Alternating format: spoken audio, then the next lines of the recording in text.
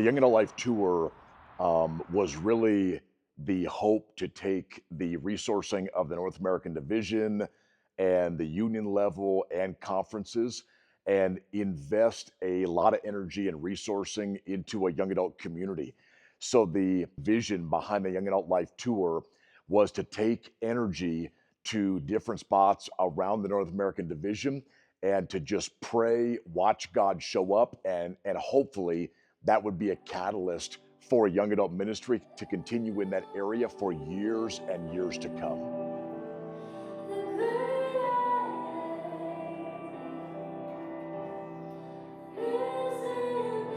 One of my hopes is that our young adult attendees, that they will leave inspired at what God can do in their life personally and what God can do in their local community and even through their influence in the marketplace. I hope they connect and feel like they are part of a community.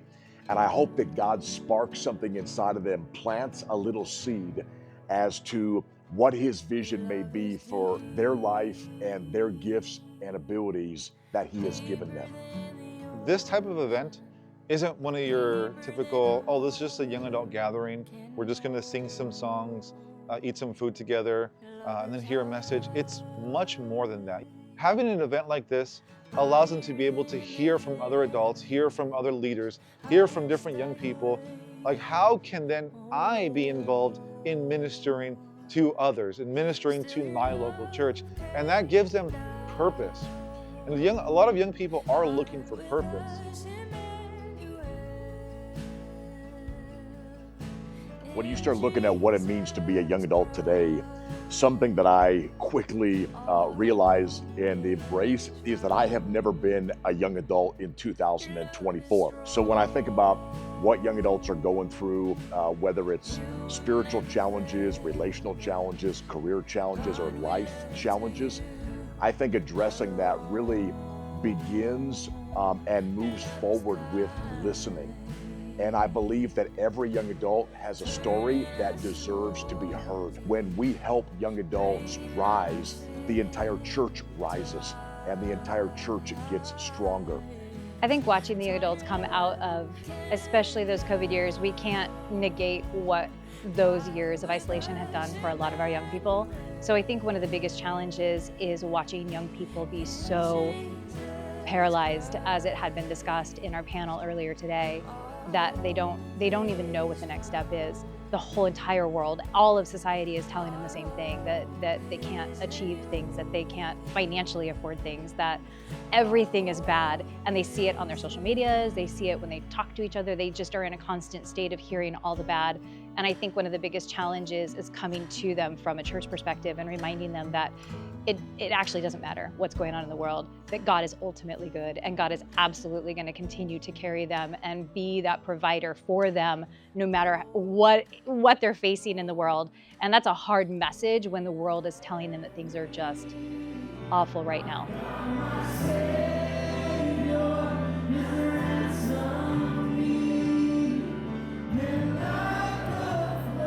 I hope they meet Jesus in a fresh, renewed way. I hope they find hope if they walked in feeling hopeless. I hope they find connection to a community. I think that's one of the greatest challenges just with humanity today is the isolation that all of us are experiencing. So I hope relationships get started this weekend that maybe will continue for years and years to come.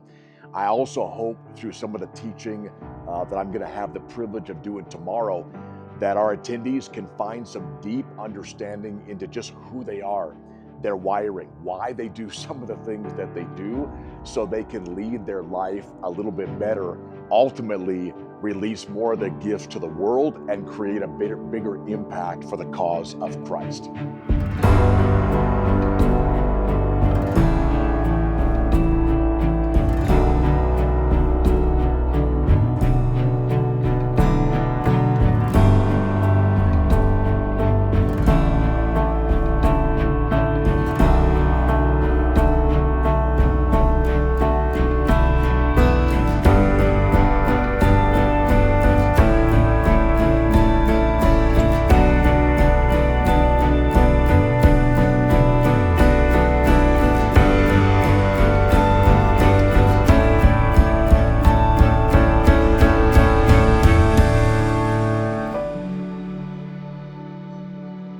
If I could have a coffee shop moment with a young adult, I would want that young adult to know that they are completely accepted by Jesus.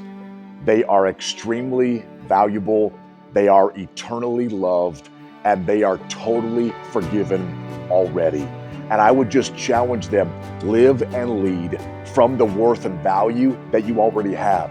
You don't have to earn or be afraid of losing what is already yours. So believe in what Jesus has already put inside of you and live and lead from that reality.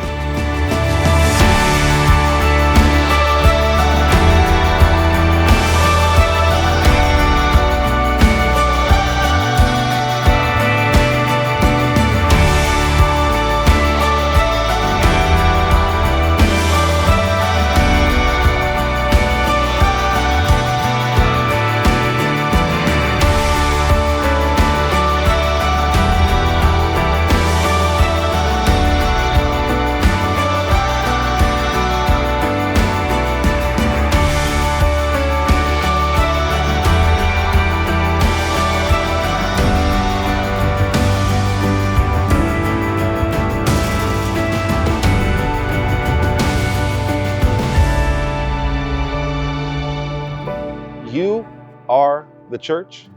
You are the change that your church needs, and be a part of that. Just get in there and let God lead. And that's what I would want to share with the young adults who are watching, is that you can be involved and you can be a part of this. And this has as much to do with you as it does with everybody else at the church. Remember, you are the church. So just get involved. Let God lead. But I want young adults to come out of here raising their voice. I want them to stand up for it. I want them to use their voice in the church space to state where things could be better, to ask questions, and to pursue and push ways to improve upon the space that we are in. This is their church. It isn't their future church, it's their current church. And we want them to absolutely be a part of that. So if anything can be said about walking away from Young Adult Life Tour, I would personally say I want my young people to feel confident in raising that voice. Even if it causes some ruffled feathers, I still want them to raise their voice, because that is how change happens. For a young adult who is not plugged in, a young adult who may be sitting on a couch somewhere, maybe you're in an apartment or your mom and dad's house, and there is just this nudging of wanting to be part of something special, I would just encourage you by saying you were designed for community. You were not designed to live a life of isolation. And it's not just about what community can do for you, it's the fact that you have been wired and gifted to involve your life with other people. So you need community, but community needs you. So I would just encourage you, pop off the couch, send a text, make a phone call, show up at a church or show up at a young adult event, or look for ways to serve your community, and just keep showing up until the puzzle pieces align and you can find a community that not only you can invest in, but a community that can also invest in you. You were designed for community. And remember the words of Scripture, it is not good for any of us, I'm paraphrasing, it is not good for any of us to be alone. And that includes you and communities around this territory in the Southwest. Communities need you. And I know that you need community.